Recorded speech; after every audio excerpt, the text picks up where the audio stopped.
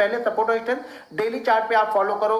जैसे आज मैं वीडियो बना रहा हूं तो इसको आप नेक्स्ट वीक के लिए आप बैंक निफ्टी पे सपोर्ट और रेजिस्टेंस निकाल लो, निफ्टी पे निकाल लो, स्टॉक्स पे निकाल लो, 4-5 स्टॉक्स निकाल लो और देखो वो कब ब्रेकआउट करता है और ब्रेकआउट के बाद उसकी मूवमेंट को पहले ट्रैक करो। ठीक है, तो ये यहाँ पे क्लोज होने, यहाँ पे अगर ओपन होता है ना तो यहाँ से बहुत तेजी से ऊपर की साइड में ये निकल सकता है अगर पहले 5-7 मिनट ये लो को ब्रेक नहीं करता है तो। अब मान लो ये 430 के आसपास का इसने क्लोज किया है और उस दिन शायद इसने, हो सकता है कि हाई इसने 32,500 का लगाया हो, किस दिन, जिस दिन इसने ये क्लोज किया है 32,500 का लगाया, और अगर आज ये 32,500 के नीचे ही ओपन हो रहा है और जैसे ही 500 को निकालेगा ना, यहाँ पे बहुत तेज मूवमेंट आपको होती हुई दिखेगी इंट्राडे में। क्यों? क्योंकि एक तो हमने जो रजिस्टेंस था उस रजिस्टेंस लेवल के नीचे हमने ऊपर हमने क्लोज कर दिया। तो जो लोग ये सोच रहे थे कि शायद कल हम देखते हैं कि शायद इस रजिस्टेंस के ऊपर तो क्लोज कर रहा है लेकिन बहुत ज्यादा ऊपर क्लोज नहीं कर रहा, तो वो पोजीशन शायद 10-20 पॉइंट 100 पॉइंट का रिस्क लेके और पोजीशन को लेके जा सकते हैं। तो वो कब पोजीशन को कवर करेंगे? जैसे ही ये कल वाले हाई को निकालना स्टार्ट करेगा ना, जैसे कल वाला हाई के लिए अब रजिस्टेंस, आज के लिए रजिस्टेंस क्या हो गया अभी, जैसे मान लीजिए 500 का इसने हाई लगा दिया, ठीक है, आज की क्लोजिंग इसने 430 पे दे दी। अब जैसे कल ये 400 500 के नीचे ही ओपन होगा और जैसे ही 500 को क्रॉस करेगा ना, यहाँ फटाफट फटाफट फटाफट शॉर्ट कवरिंग स्टार्ट हो जाएगी। यानी जो ये लोग ने आज पोजीशन यहाँ पे कवर करके नहीं गए वो सभी लोग अपनी पोजीशन को कवर करेंगे क्योंकि उनका लॉस अब बढ़ जाएगा। क्योंकि पिछले जो रजिस्टेंस बना रहा था मार्केट, उस रजिस्टेंस के ऊपर जाके ट्रेड करना स्टार्ट किया है। तो यहाँ पे क्या होगी, ये लोग पोजीशन को कवर करेंगे और बहुत सारे लोग वेट करते रहते हैं कि मैं ब्रेकआउट पे ही ट्रेड करूंगा। जैसे मैं ब्रेकआउट ट्रेडर हूं, ज्यादातर मैं ब्रेकआउट को ट्रेड करता हूं, तो मैं इंतजार यहां पे करता रहूंगा कि जैसे ब्रेकआउट होगा मैं ट्रेड करूंगा अगले दिन। तो ये 500 के ऊपर की जो मूवमेंट होगी ना, ये बहुत फास्ट मूवमेंट होगी। अब इसके ऊपर का फिर रेजिस्टेंस क्या होगा, देखिए यहाँ पे तो रेजिस्टेंस को इसने ब्रेक कर दिया, इसके ऊपर वो रेजिस्टेंस होगा जो पिछले बार से ये गिरते हुए जहां से गिरना स्टार्ट किया होगा और जो उसने एक स्विंग हाई लगाया होगा वो जाते वक्त यहाँ पे रेजिस्टेंस होगा। यहाँ पे मैंने नीचे का ही दिखाया आप लोग को, मान लेते हैं, एक मिनट में इसको जरा हटा देता हूँ।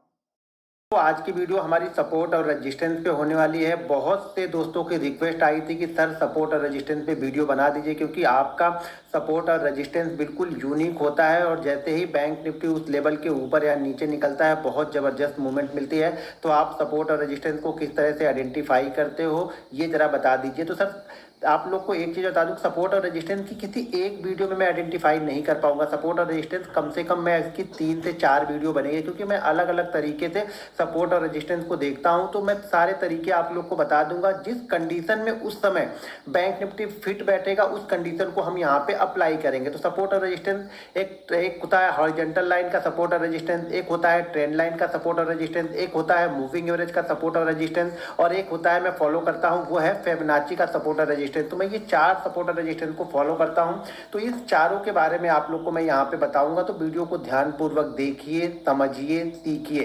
सारा गेम प्रैक्टिस का है। देखिए मैं सपोर्ट और रेजिस्टेंस बहुत आसान भाषा में आसान तरीके से बताऊंगा कि किस तरह से इसको आपको इम्प्लीमेंट करना है। तो वीडियो को ध्यानपूर्वक देखेंगे तो चीजें समझ में आ जाएंगी। अगर आप कुछ भी फॉलो नहीं करते ना, आपको कुछ भी नहीं आता है, सिर्फ आप 3 से 4 महीने अगर सपोर्ट और रेजिस्टेंस पे भी प्रैक्टिस कर लेंगे ना, तो मैं 100% दावे के साथ बोल सकता हूं कि आप यहां से कुछ ना कुछ अर्न करके जाओगे। लेकिन उस अर्न करने के लिए आपको क्या फॉलो करना पड़ेगा?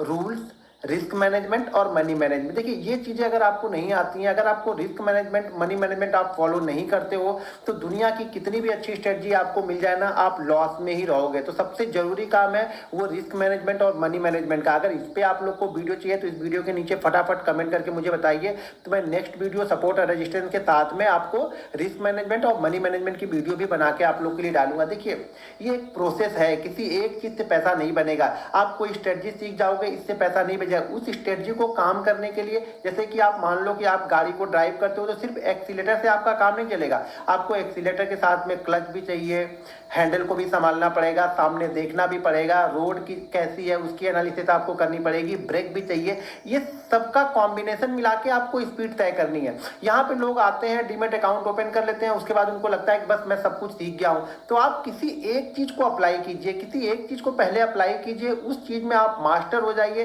देखिए पैसा किसी भी चीज से बन जाएगा। सपोर्ट और रेजिस्टेंस अगर आप फॉलो करते हो दिन में बैंक निफ्टी, स्टॉक्स में, निफ्टी में, आपको ये मान के चलो कि कम से कम 1 से 2 ट्रेड बहुत आसानी से आपको मिल जाएंगे। लेकिन आप इंतजार नहीं करते हो, आप बैठते नहीं हो, चीजों को समझते नहीं हो। जब तक आप देखोगे नहीं, समझोगे नहीं, इंतजार नहीं करोगे ना, तब तक मार्केट आपको पैसा नहीं देगा। मार्केट पैसा आपका वेट का देता है, आपकी टाइम का देता है, आपकी अवेयरनेस का देता है, आप कितने धैर्यपूर्वक अपने सेटअप का इंतजार करते हो उसका पैसा देता है। उसके पहले आप कई सारे आड़े टेढ़े ट्रेड कर लोगे, उसके बाद एक अच्छा ट्रेड आपको मिलेगा, उसको भी आप डर के मारे ट्रेड करोगे, और जहां उस ट्रेड में आपको मैक्सिमम प्रॉफिट लेना था वहां पे आप मिनिमम प्रॉफिट लेके निकल जाते हो। तो चलिए मैं सपोर्ट रेजिस्टेंस को समझाता हूँ, वीडियो को ध्यानपूर्वक देखिए, समझिए और सीखते रहिए। ठीक है, सपोर्ट रेजिस्टेंस ना बहुत आसान, इसको आइडेंटिफाई करना है, बहुत ही आसान। मैं पहले तरीकों को बताता हूँ, जो हॉरिजॉन्टल लाइन में सपोर्ट और रेजिस्टेंस हमारे बनते हैं ना, मैं उसके बारे में यहाँ पे बताता हूँ, उसको किस तरीके से ट्रेड करना है, क्या क्या चीजें वहाँ इंपॉर्टेंट है। नेक्स्ट वीडियो मैं ट्रेंड लाइन पे बना दूंगा, उसके बाद मूविंग एवरेज के सपोर्ट और रेजिस्टेंस को। जनरली आप 1 से 2 ट्रेंड लाइन और ये वीडियो देख लेंगे ना, तो भाई मूविंग एवरेज वाली वीडियो नहीं भी देखेंगे तो भी आपका काम चल जाएगा, क्योंकि किसी एक चीज में परफेक्ट होना यहाँ पे जरूरी है। तो सपोर्ट और रेजिस्टेंस की मैं 4 चीजें फॉलो करता हूं और चारों को मैं बता दूंगा, तो आप लोग उसमें से जो आपको पसंद हो या चारों को मिक्स करके देखोगे तो क्या होगा ना, किसी दिन क्या होगा, सपोर्ट रेजिस्टेंस हॉरिजॉन्टल लाइन पे अच्छा नहीं बनेगा तो ट्रेंड लाइन पे बहुत अच्छा बनता है। जब प्राइस एक्शन चलता है ना, तो ट्रेंड लाइन पे जो सपोर्ट रेजिस्टेंस बनते हैं वो बहुत अच्छे होते हैं। जब मार्केट रेंज के अंदर में फंसा होता है ना, तब आपको सपोर्ट रेजिस्टेंस, हॉरिजॉन्टल लाइन वाले सपोर्ट रेजिस्टेंस बहुत अच्छा वर्क करते हैं। जब मार्केट बहुत तेजी से ऊपर या नीचे जाता है, देखिए मैं सब चीजें बता रहा हूँ, आप लोग चीजों को एनालिसिस नहीं करते। जब मार्केट बहुत तेजी से ऊपर या नीचे जाएगा तो वहां पे आपको फिबोनाची वाली जो रिट्रेसमेंट का सपोर्ट और रेजिस्टेंस होता है वो बहुत अच्छा वर्क करता है। तो सबके अपने अपने तरीके हैं। तो मैं अभी ये बता रहा हूँ कि मान लीजिए मार्केट एक रेंज फंसा हुआ, उसके सपोर्ट और रेजिस्टेंस को हम किस तरह से फॉलो करते हैं, कैसे देखते हैं, कैसे ट्रेड करते हैं, वो सारी चीजें मैं यहाँ पे बता रहा हूं, मैं ड्रॉ कर रहा हूं। मान लीजिए मार्केट यहां से निकलता है, इस पॉइंट से मार्केट निकलता है, एक बार मार्केट इस पॉइंट के आसपास में कहीं पे जाता है। ठीक है, जितना आसान यहां पे दिखेगा उतना आसान वहां पे नहीं होगा। ध्यान रखना, लाइव मार्केट में चीजों को आइडेंटिफाई करना बहुत मुश्किल होता है। उसके लिए आपको एक प्रैक्टिस की जरूरत होती है, बहुत कठिन परिश्रम आपको करना पड़ेगा और उस जगह पे जाके डिसीजन लेना पड़ता है। डिसीजन क्या होता है, लोग यहाँ पे डिसीजन नहीं लेते, इंतजार करते रहते हैं। तो यहाँ पे आपको डिसीजन लेना पड़ता है। देखिए जब यहाँ पे हम ट्रेड ले रहे हैं ना, तो अपनी एनालिसिस के हिसाब से हम 60, 40, 70, 30 या 50-50 का एक ट्रेड यहाँ पे लेते हैं। वो निकल जाने के बाद ट्रेड आपका चल गया तो वही 100% आप प्रॉफिट हो जाओगे, ये सक्सेस रेट इसका 100% हो गया। मान लीजिए ये नहीं गया तो 50% हो जाएगा। जब इसी तरह से आप 10-20 ट्रेड करोगे ना, तब उसका सक्सेस रेट आप निकाल पाओगे, तो आपको समझ पाओगे कि किस तरीके से आप ट्रेड कर रहे हो। तो यहाँ से मार्केट चला, मार्केट आके यहाँ पे रुक गया, फिर से मार्केट यहाँ से नीचे आया, यहाँ से रुका, यहाँ पे कुछ प्रॉफिट बुकिंग आ गई, यहाँ पे सेलर एक्टिव हो गए, मार्केट को नीचे लेके आए, मार्केट यहाँ पे नीचे आया, फिर से मार्केट ऊपर की साइड में गया और इसी जगह के आसपास मार्केट आके फिर से रुकने लगा। तो मार्केट यहाँ पे आके रुक गया। तो ये एरिया हमारा क्या हो गया, देखिए पहली बार मार्केट यहाँ पे गया, इस जगह पे रुक गया, मार्केट दूसरी बार भी आया, इसी जगह पे रुक गया। तो ये वाला एरिया क्या हो गया, हमारे लिए रेजिस्टेंस हो गया। इसको हम रेजिस्टेंस आइडेंटिफाई करने लगेंगे। मैं एक चीज बहुत आसानी से आप लोग को समझाता हूँ। अगर आप बिल्कुल नए हो, 2 महीने, 6 महीने, साल भर से आप मार्केट में हो और आप प्रॉफिटेबल नहीं हो, तो इसको भी मत मानो। आप ये मानो कि मार्केट जब एक बार और जाएगा और इस तीसरी बार यहाँ पे आएगा ना, तब मैं मानूंगा कि ये रेजिस्टेंस बन चुका है। ये रेजिस्टेंस फर्स्ट हो गया, सेकंड टाइम आके इसी रेजिस्टेंस के आसपास में रुका और थर्ड टाइम भी इसी जगह के आसपास बैंक निफ्टी आ चुका है। ठीक है, ये हम मानते हैं कि हम डेली चार्ट पे ये सारी चीजें देख रहे हैं। देखिए सबसे पहले तो आपको डेली चार्ट पे समझना होगा। अगर आप डेली चार्ट में ट्रेंड को नहीं समझोगे ना, तो सपोर्ट रेजिस्टेंस को आप अच्छी तरीके से ट्रेड नहीं कर पाओगे। जिस ट्रेंड में मार्केट होता है ना, उस तरीके से वो काम करेगा। ट्रेंड की साइड में बहुत अच्छा मूव देगा, ट्रेंड के अगेंस्ट मूव स्लो होता है, तो ये ध्यान रखिएगा। तो मार्केट यहां से निकला, फर्स्ट टाइम यहां पे इसने रेजिस्टेंस लिया, सेकंड टाइम मार्केट फिर से नीचे आया और ऊपर गया, तो सेकंड टाइम इसी जगह पे रेजिस्टेंस लिया। अब ये सप्लाई जोन मतलब हो गया कि मार्केट जब भी यहाँ पे आता है ना, तो कोई खरीदने के लिए यहाँ पे तैयार नहीं हो रहा है, यहाँ पे बेचने के लिए लोग तैयार हो रहे हैं। कौन से लोग, जिन्होंने यहाँ पे बाइंग किया है वो बेचने के लिए तैयार हो रहा है, या फिर नए सेलर भी इस जगह एक्टिव हो जा रहे हैं। तो उन लोग को लग रहा कि यार मार्केट इसी जगह पे जा जाके कंटिन्यू नीचे आ रहा है, तो नए सेलर भी यहाँ पे एक्टिव हो जाएंगे। तो ये एरिया हमारे लिए रेजिस्टेंस हो गया। अब रेजिस्टेंस कोई एक पॉइंट नहीं होगा, हो सकता है बैंक निफ्टी यहाँ से निकला और ये गया यहाँ पे मान लीजिए 32,420 पे, सेकेंड टाइम ये यहाँ पे आया और इस बार क्या किया, 32,420 भी नहीं किया, ये हो गया 32,380 पे ही घूम गया। तो ये एक जोन बनता है, ठीक है ना, एक जोन होती है। जैसे मैं एक लाइन यहाँ पे रेक्टेंगल आप ड्रॉ कर लो, ठीक है, तो इस तरह की एक लाइन, एक जोन ड्रॉ करते हैं कि 420 से 380 यहाँ पे गया। अब तीसरी बार बैंक निफ्टी वापस गया और वापस इस जगह पे आके इसने ट्रेड किया, इस जगह पे आके ट्रेड कर रहा, हो सकता है ये वाला जो लेवल होगा वो होगा यहाँ पे 42,400, मान लीजिए 400 का होता है। अब ये तीन अलग अलग रेजिस्टेंस बनाया, लेकिन ये एक जोन बनाया। देखिए जब कोई भी स्टॉक्स होता है ना, स्टॉक्स हो, इंडेक्स हो, कोई भी होगा ना, तो ये हम मान के चलते हैं कि 0.5% से 1% की एक रेंज बन सकती है। हो सकता है बैंक निफ्टी वही रेंज 250 से 300 पॉइंट की भी बना सकता है, ठीक है। स्टॉक्स कोई हो तो 1% मान लीजिए 1000 का स्टॉक है तो हो सकता है कि 8 रुपए से 10 रुपए की एक रेंज बनाए। तो एक रेंज होती है, उस रेंज को हम सपोर्ट या रजिस्टेंस मानते हैं। तो यहाँ पे हम क्या फॉलो कर रहे हैं, रजिस्टेंस को। तो मान लिए कि ये हमारा रजिस्टेंस बन गया। अब ये तीन जोन हमारे निकल गए। बैंक निफ्टी ने एक दिन कहाँ पे क्लोज किया, 400 पे, एक दिन कहाँ पे क्लोज किया, 380 पे, एक दिन कहाँ पे क्लोज किया, 420 पे। अब ये तीन अलग अलग लेवल हमारे पास में है, ठीक है।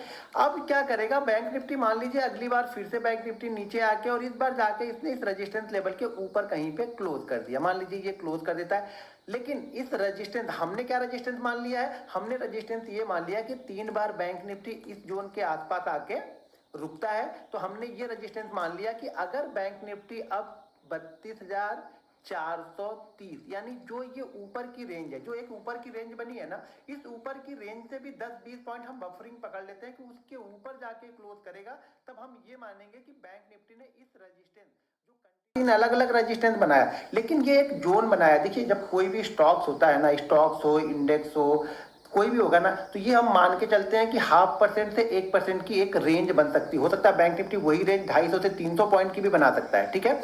स्टॉक्स कोई हो तो 1% मान लीजिए 1000 का स्टॉक है तो हो सकता है कि 8 रुपए से 10 रुपए की एक रेंज बनाए। तो एक रेंज होती है, उस रेंज को हम सपोर्ट या रजिस्टेंस मानते हैं। तो यहाँ पे हम क्या फॉलो कर रहे हैं, रजिस्टेंस को। तो मान लिए कि ये हमारा रजिस्टेंस बन गया। अब ये तीन जोन हमारे निकल गए। बैंक निफ्टी ने एक दिन कहाँ पे क्लोज किया, 400 पे, एक दिन कहाँ पे क्लोज किया, 380 पे, एक दिन कहाँ पे क्लोज किया, 420 पे। अब ये तीन अलग अलग लेवल हमारे पास में है, ठीक है। अब क्या करेगा बैंक निफ्टी, मान लीजिए अगली बार फिर से बैंक निफ्टी नीचे आके और इस बार जाके इसने इस रेजिस्टेंस लेवल के ऊपर कहीं पे क्लोज कर दिया। मान लीजिए ये क्लोज कर देता है, लेकिन इस रेजिस्टेंस, हमने क्या रेजिस्टेंस मान लिया है, हमने रेजिस्टेंस ये मान लिया कि 3 बार बैंक निफ्टी इस जोन के आसपास आके रुकता है। तो हमने ये रेजिस्टेंस मान लिया कि अगर बैंक निफ्टी अब 32,430, यानी जो ये ऊपर की रेंज है, जो एक ऊपर की रेंज बनी है ना, इस ऊपर की रेंज से भी 10-20 पॉइंट हम बफरिंग पकड़ लेते हैं कि उसके ऊपर जाके क्लोज करेगा, तब हम ये मानेंगे कि बैंक निफ्टी ने इस रेजिस्टेंस, जो कंटिन्यू बार बार यहाँ पे सेलर एक्टिव हो जा रहे थे, इस बार बायर ने क्या है, बायर ने इस बार जोश दिखाया, बायर ने इस बार दम दिखाया और कहाँ पे लाके क्लोज कर दिया, 32,430 पे क्लोज कर दिया, जो हम पिछले 3 बार से नहीं कर पा रहे थे। पिछले 3 बार से क्या कर रहे थे, सेलर यहाँ पे एक्टिव हो जाते हैं, सेलर इसको बार बार नीचे की साइड में लेके आ रहे थे। अब ये 430 पे इसने क्लोज कर दिया, मतलब अब बैंक निफ्टी ने इस रेजिस्टेंस को क्लोज कर दिया, यानी इस रेजिस्टेंस के ऊपर निकल गया, मतलब ये क्या हो गया, ब्रेकआउट हो गया, ठीक है। ये क्या हो गया, हमारा ब्रेकआउट हो गया, यानी मार्केट ने ब्रेकआउट कर दिया है। जो रेजिस्टेंस बार बार बन रहा था वो ब्रेकआउट हो गया। तो यहाँ पे दो तरह की चीजें होती है, आप चीजों को ध्यान से समझिएगा। अगर ये डेली चार्ट पे मान लीजिए इसी लेवल के आसपास, मान लीजिए 400 का ब्रेकआउट है, एक लेवल बता रहा हूँ, अभी फॉलो करना, बहुत सारी चीजें इसमें भी इंप्लीमेंट करते हैं। तो मान लीजिए ये 450 460 के ऊपर जाके बैंक निफ्टी ने क्लोज कर दिया है, ठीक है। अगले दिन दो चीजें यहाँ पे हो सकती, ठीक है। या तो इसने ये ब्रेकआउट के ऊपर आसपास क्लोज किया तो हो सकता है कि गैप डाउन ही ओपन हो जाए, या फिर बहुत बड़ा गैप अप ओपन हो जाए। देखिए बहुत बड़ा गैप अप ओपन हो जाता है ना, तो उस कंडीशन में हमेशा प्राइस एक्शन को ही फॉलो करना चाहिए। बहुत बड़ा गैप अप ओपन हो गया तो हमेशा उस कंडीशन में प्राइस एक्शन को ही आपको नेक्स्ट डे फॉलो करना पड़ेगा, ठीक है। अगर गैप डाउन हो गया तो ये चीजें ध्यान रखना कि अगर ब्रेकआउट के बाद गैप डाउन हो गया और गैप डाउन के बाद ये पहले 10-15 मिनट के लो को ब्रेक नहीं किया ना, तो ये आप मान के चलना कि 10 टाइम में से कम 8 टाइम मार्केट यहाँ से रिकवर करेगा और ये ब्रेकआउट लेवल है उसके ऊपर जाकर ट्रेड करना स्टार्ट करेगा। ये एक्सपीरियंस से बता रहा हूं। कब, जब मार्केट ब्रेकआउट करे और ब्रेकआउट के बाद पहले 10-15 मिनट के लो को ब्रेक ना करे, ये ध्यान रखना, पहले 10-15 मिनट के लो को वो ब्रेक ना करे तो मार्केट कंटिन्यू ऊपर की साइड में निकल जाता है। ये बहुत बड़ा गैप डाउन नहीं, ऐसा नहीं कि 3% गैप डाउन हो जाएगा तब भी हम ये चीजें कर रहे हैं। ये इसी लेवल के पास, मान लीजिए हमने 430 पे क्लोज किया तो ये हो सकता है 300 पे ओपन हो जाए, 250 पे गैप डाउन ओपन हो जाए। पहली कैंडल यहाँ पे इंपॉर्टेंट होती है ट्रेड करने के लिए, ब्रेकआउट लेवल। ये मैं चीजें बता रहा हूँ कि मार्केट आज क्लोज किया तो हम कल किस तरीके से ट्रेड कर रहे हैं। ऐसे ही सपोर्ट और रेजिस्टेंस इंट्राडे। तो इसका अगला रेजिस्टेंस क्या होगा, रेजिस्टेंस ये होगा जहां से ये लास्ट टाइम जो इसका प्रीवियस हाई, जैसे मार्केट यहाँ से गिरना स्टार्ट किया, यहाँ से एक बार हाई लगाया और ये यहाँ पे मान लीजिए ये लेवल यहाँ पे है और यहाँ से वापस ये बाउंस बैक करके यहाँ गया और यहाँ से ये गिरना स्टार्ट किया, तो हमारे पास ये 3 रेजिस्टेंस बने। और रेजिस्टेंस के बाद ये कहाँ तक जाएगा, तो रेजिस्टेंस के बाद जो ये पिछला स्विंग हाई इसका लगा होगा, रेजिस्टेंस क्रॉस करने के बाद, ध्यान दीजिएगा, रेजिस्टेंस क्रॉस करने के बाद जो पिछला स्विंग हाई लगा होगा वो, या फिर यहाँ पे अगर कोई इसने सपोर्ट बनाया होगा तो वो हमारा अगला रेजिस्टेंस होगा, या रेजिस्टेंस होगा और वो हमारा इसका टारगेट भी उसी लेवल के आसपास होगा। अब मान लीजिए इससे और इसके बीच की दूरी मान लीजिए 1000 पॉइंट है, तो हम ये मान के चलेंगे कि हमारा टारगेट यहाँ से 800 से लेकर के 1000 पॉइंट के बीच का हमारा यहाँ पे टारगेट हो सकता है, ठीक है। और अगला रेजिस्टेंस भी यहीं पे बैंक निफ्टी को मिलेगा। ये जरूरी नहीं है कि ये रेजिस्टेंस बिल्कुल पास में जाके टच करे, हो सकता है उसके पहले बना दे, कुछ यहाँ पे चीजें आपको दिखने लगे, चार्ट पैटर्न में कुछ चीजें दिखने लगे जिससे हम आइडेंटिफाई करते हैं कि हाँ अगला रेजिस्टेंस ये यहाँ पे बना रहा है। टारगेट के लिए नेक्स्ट चीजें और भी देख सकते हैं। टारगेट के लिए ये भी देखते हैं कि ये जो रेंज बनी है ये रेंज कितनी बनी है, तो इस रेंज को भी हम टारगेट पकड़ते हैं। मान लीजिए ये रेंज 800 की है, तो नेक्स्ट टारगेट हमारा 700 से 800 का भी होगा। तो टारगेट के लिए ये रेंज पकड़ लेते हैं। और अगला रेजिस्टेंस कहाँ पे मिलेगा, तो जहां से इसने गिरना स्टार्ट किया था या पिछला जो इसका स्विंग हाई लगा होगा वो हमारे लिए अगला रेजिस्टेंस होगा, क्योंकि पिछली बार ये स्विंग हाई बना के इस जगह के आसपास गया था और यहीं से ये गिरना स्टार्ट हुआ था। तो यही हमारे लिए अगला यहाँ पे टारगेट भी होगा और यही हमारे लिए अगला रेजिस्टेंस भी यहाँ पे बैंक निफ्टी को या स्टॉक्स को या जो भी चार्ट आप देख रहे हो उस चार्ट को यहाँ पे मिलेगा। तो चार्ट को सबसे आसान भाषा में मैं आप लोग को बता रहा हूँ, सपोर्ट रेजिस्टेंस को, तो इसको ध्यान से देखिए।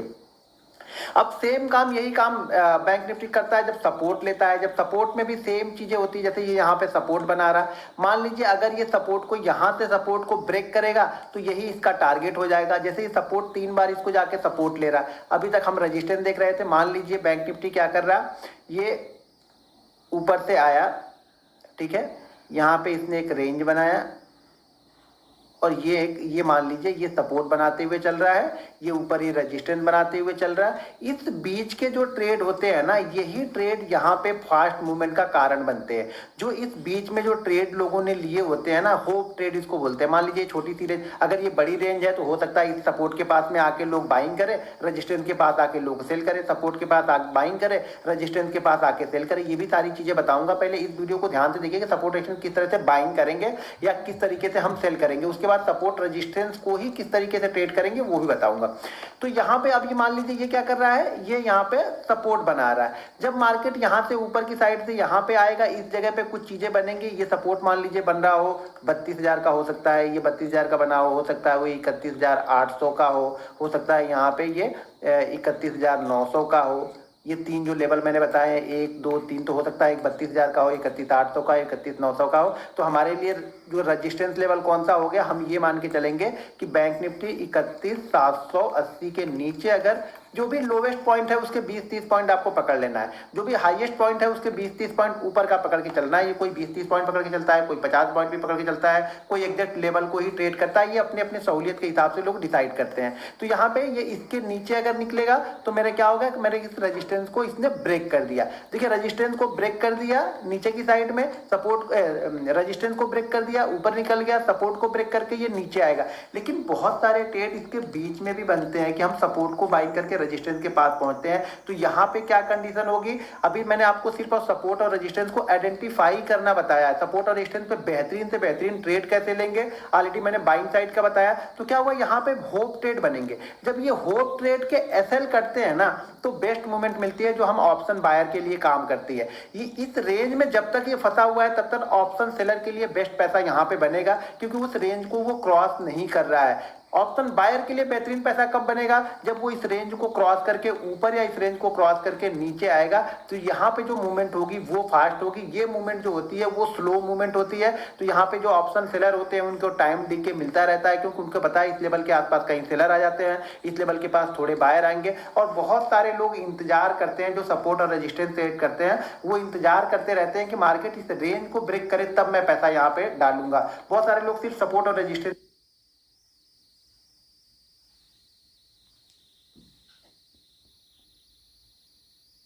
ट्रेड करते हैं, वो इंतजार करते रहते हैं कि मार्केट इस रेंज को ब्रेक करे तब मैं पैसा यहाँ पे डालूंगा। बहुत सारे लोग सिर्फ सपोर्ट और रेजिस्टेंस को ही ट्रेड करते हैं।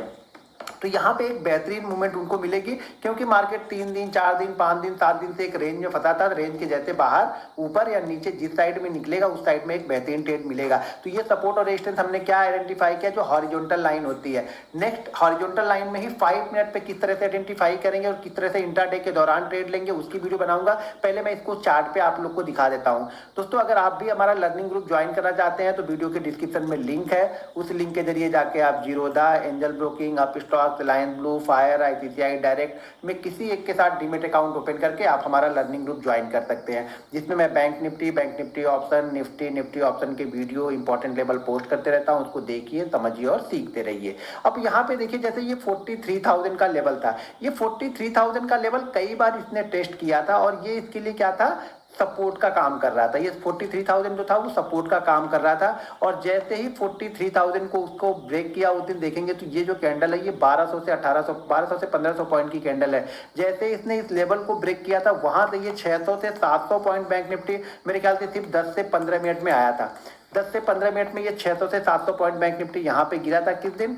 जिस दिन इसने ये लेवल 43,980 के लेवल को क्रॉस किया था, ब्रेक किया था, तो उस दिन ये मूवमेंट आया था। लेकिन इस मूवमेंट को चार्ट में देखने में तो ये बड़ा आसान दिख रहा है आपको पकड़ना, लेकिन इस मूवमेंट को हम पकड़ेंगे कहाँ पे? 5 मिनट के या 15 मिनट के चार्ट पे जाके। तो जब मैं 5 मिनट नेक्स्ट वीडियो में इसी पे आपको 5 मिनट या 15 मिनट पे बैंक निफ्टी को इंट्राडे में आइडेंटिफाई किस तरह से करना है, क्या क्या कंडीशन रहती है, किस कंडीशन पे बाइंग करना है, वो सब सारी चीजें बताऊंगा। लेकिन उसके लिए आपको अगर ये डेली चार्ट पे आपको सपोर्ट और रेजिस्टेंस पता ही नहीं है तो मैं ये 5 मिनट बता के किसी काम का नहीं है। ये डेली चार्ट पे पहले आपको पता होना चाहिए कि ये कितना इंपॉर्टेंट है। देखिए, जितना टाइम बिताएगा, जितना ज्यादा टाइम बिताएगा किसी सपोर्ट और रेजिस्टेंस के पास में, उतनी ज्यादा फास्ट मूवमेंट मिलेगी। जितना टाइम बिता के गिरेगा या ऊपर जाएगा, मोमेंटम उतनी ही फास्ट होगी। ये आप हमेशा समझ के रखिएगा, ये चीजों को समझिएगा, क्योंकि बहुत सारे लोग धीरे धीरे सब लोगों का ये स्टॉप लॉस हो जाता है और जैसे इसको मार्केट कट करता है, मार्केट में मूवमेंट यहाँ पे फास्ट होती है। तो डेली चार्ट पे देखिए, जैसे डेली चार्ट में 43 को इसने ब्रेक किया, ये कहां पे आ गया? 41,500 आ गया। 3 दिन में 41,500, यानी यहाँ पे 1500 पॉइंट की मूवमेंट आपको 3 दिन के अंदर मिल गई। और ऊपर यहाँ पे इस जगह पे देखेंगे तो शायद ये 500 पॉइंट की मूवमेंट में इसने 10-12 दिन का टाइम निकाला हुआ। उसी तरह से अब क्या, मैंने जैसे लास्ट वीडियो मैंने क्या बताया कि अगला हमारा रजिस्टेंस क्या होगा। अब ये रजिस्टेंस यहाँ पे बनाया, देखिए पहली बार एक बार इसने इससे बाउंस बैक लिया, फिर वापस यहाँ पे बाउंस बैक लिया। अब पिछले 2 दिन से ये क्या कर रहा था, इसी जगह के आसपास ये घूम रहा था, ठीक है। अब जैसे इसने वापस फिर 43, देखिए यहाँ पे क्या था 43, जैसा कि मैंने बताया कि 43 अब इसके लिए रेजिस्टेंस होगा, क्योंकि 43 को ही पहले ये सपोर्ट मान के चल रहा था। जैसे इसने सपोर्ट को ब्रेक किया, एक फास्ट मूवमेंट आपको देखने को मिली। अब जैसे इसने रेजिस्टेंस को ब्रेक किया, वापस इसमें एक फास्ट मूवमेंट देखने को मिली। और ये यहाँ पे देखिए 300-350 पॉइंट का मूवमेंट ये मेरे ख्याल से ना सिर्फ और सिर्फ 25 मिनट में है। ये 300-350 पॉइंट का मूवमेंट 25 मिनट में यहाँ पे आपको मिला था। ये फास्ट मूवमेंट क्यों फास्ट मूवमेंट मिली? क्योंकि ये 43 का पहले सपोर्ट था, सपोर्ट को ब्रेक किया तो नीचे की साइड में एक अच्छा पैसा यहाँ पे सेलर लेके गए, जिन्होंने सेल किया होगा, जिन्होंने पुट लिया होगा, अच्छा पैसा बना के गए। यहाँ पे वापस फिर से ये 2-3 दिन होप ट्रेड बने कि शायद मार्केट 43 को ना निकाले। यहाँ पे होप क्या बन रहा था कि शायद मार्केट 43 को ब्रेक ना करे, लेकिन जैसे ब्रेक किया बड़ी क्वांटिटी, क्योंकि बहुत दिनों से असल ये हिट नहीं किया था, बहुत दिनों से 43 को रिस्पेक्ट कर रहा था, तो बहुत सारे लोगों की यहाँ पे 43 पे इनका क्या लगा होगा, एसएल लगा होगा। जैसे एसएल कट हुए, बहुत सारे लोग ने कोई एसएल कट हुआ, बहुत सारे नए लोग यहाँ पे सेलिंग करने की अपॉर्चुनिटी ढूंढ रहे थे, उनको अपॉर्चुनिटी मिल गई।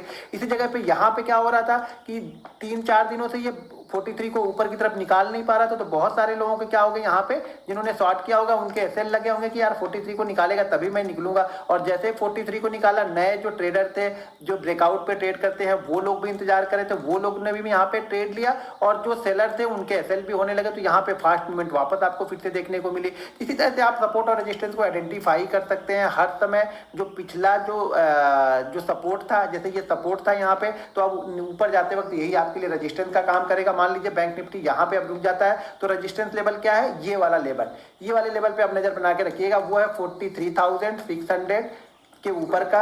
यहाँ पे अगर बैंक निफ्टी इसी जगह पे 1-2 दिन यहाँ पे रुकेगा और जैसे इसको निकालेगा ना, फिर आपको एक फास्ट मूवमेंट देखने को मिलेगी। तो अगर आप सिर्फ सपोर्ट और रेजिस्टेंस को भी ट्रेड करेंगे ना, तो बहुत अच्छा पैसा आप बना सकते हैं। इसको इंट्राडे में भी हम यूज करते हैं, डेली चार्ट पे भी देखते हैं, लेकिन डेली चार्ट में पहले आपको ट्रेंड देखना पड़ेगा। डेली चार्ट में वो किस तरह की मूवमेंट करके आया है, तो उसके साथ वाली मूवमेंट को आप अच्छा पकड़ पाएंगे। जैसे डेली चार्ट में यहाँ पे क्या दिख रहा है कि ये सपोर्ट है, जैसे ब्रेक करेगा एक अच्छी मूवमेंट हमें मिलेगी। ये बाइंग साइड में शायद उतनी अच्छी मूवमेंट नहीं मिलेगी यहाँ पे। क्यों? क्योंकि तो लोगों को पहले से पता है कि 43,000 सपोर्ट है और ज्यादातर लोग यहाँ पे बाइंग करके ऑलरेडी बैठे हुए हैं ना, ज्यादातर बाइंग करके बैठे हुए हैं, वो तो वेट कर रहे हैं कि मार्केट बाइंग करके बैठे हैं, मार्केट ऊपर जाएगा, लेकिन मार्केट ने क्या किया, उनके अपोजिट काम किया, तो ये तेजी से नीचे की साइड में आया। यहाँ पर ज्यादातर लोग क्या कर रहे हैं, सेल करके बैठे हुए इसलिए कि शायद ये इसको क्रॉस नहीं करेगा, मार्केट जैसे उनके अपोजिट डायरेक्शन में गया, यहाँ पे मूवमेंट फास्ट हुए। तो ये ध्यान रखना, मार्केट अगर किसी सपोर्ट या रेजिस्टेंस को ब्रेक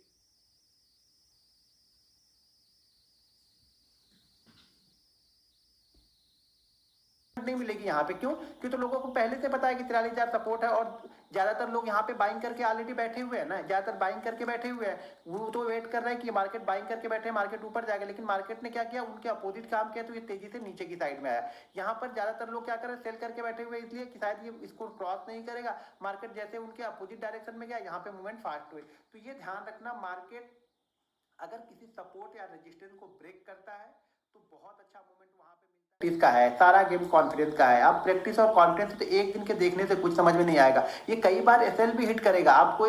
जब नए नए जब हम चीजें स्टार्ट करते हैं ना, तो मार्केट ये बोलता है कि आप इसको फॉलो मत करो, आप ऐसे अंधे ट्रेड लो, मतलब कुछ भी आप ट्रेड लेते रहो, किसी चीज को फॉलो करके ट्रेड ना लो। लेकिन अगर आप देखेंगे किसी एक चीज को आप फॉलो करके ट्रेड ले रहे हो ना, तो 100-150 ट्रेड लेने के बाद मार्केट आपको नुकसान नहीं देगा। नुकसान का मतलब ये हो गया कि एंड ऑफ मंथ आप लॉस में नहीं रहोगे।